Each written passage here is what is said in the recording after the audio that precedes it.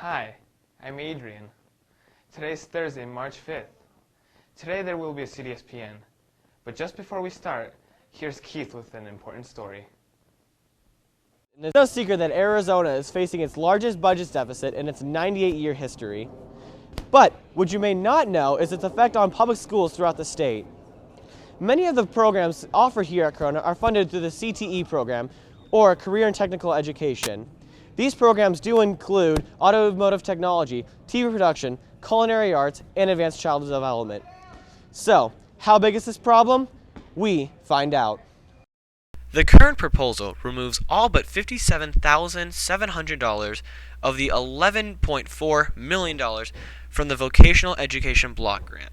This would result in a total loss of 99% of funding.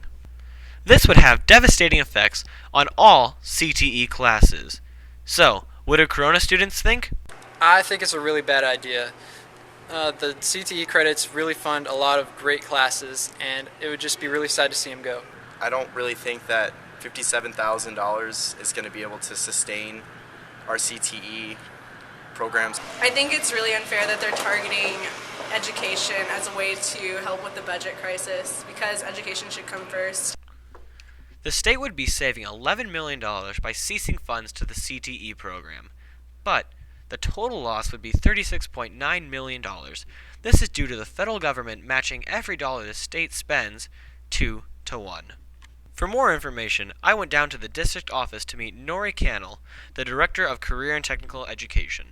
This is a terrible cut for Arizona. It's a terrible decision, and I'm confident that our industry partners, our educators, our parents, everyone is concerned about this cut of funding and that everyone is fighting for it right now. Next, we met up with State Senate Education Chairman John Huppenthal to hear his opinion on the issue. Yeah, it's very serious. And it's something that we simply don't want to do, those of us that care about education. These budget cuts are just simply horrendous. Today's piece was just a glimpse into a full-length report about our state's budget crisis that will air on March 25th. I'm Keith Wagner, CDSTV. Thanks, Corona. Now enjoy CDSPN.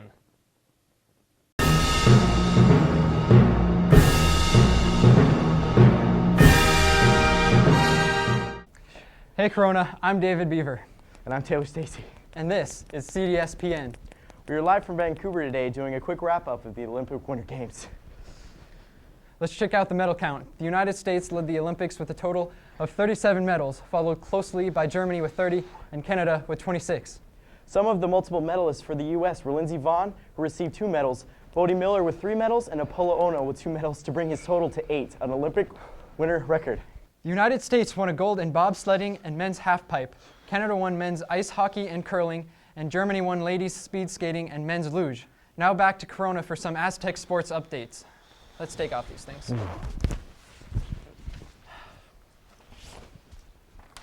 Thank you. All right. Well, Corona, the past 2 weeks have seen 2 Aztec state championship teams, with boys soccer and wrestling. Let's start with some soccer. Tell us more, David. Well, the boys soccer ended their season with 24 wins and 2 losses, with, of course, a state title. The boys blew through the playoffs, beating Mesa, Kofa, and South Point in the first 3 rounds. But the finals against Hamilton were another story and started with the outcome uncertain.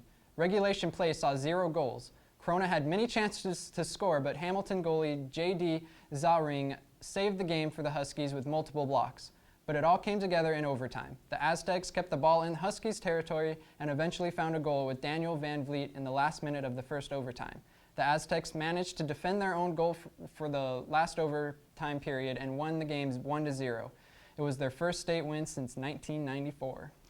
The girls' soccer team also had a fantastic season, making it to the state finals, finishing with a 14-10 record. Although they were seeded 15th, they stunned everybody by beating Gilbert, Mesquite, and finally Desert. Congratulations, guys. Now it's time for some dodgeball, Corona. The second annual faculty dodgeball tournament is this Friday at 3 o'clock, and this year is bigger and better than ever. That's right, David. Ouch. This year there are 3 faculty teams led by Mr. Romney, Mr. Abear, and Mr. Bell, with a total of 32 teachers and faculty members. There's also 3 student teams led by myself, Mark Knopfel, and Kyle Homewood. There's a $5 charge at the door. Come see your teachers get hit in the face. Well, that's all we have for you today, Corona. I'm David Beaver, And I'm Taylor Stacy. and this has been CDSPN. Pause it right when They it hit me in the back of the head!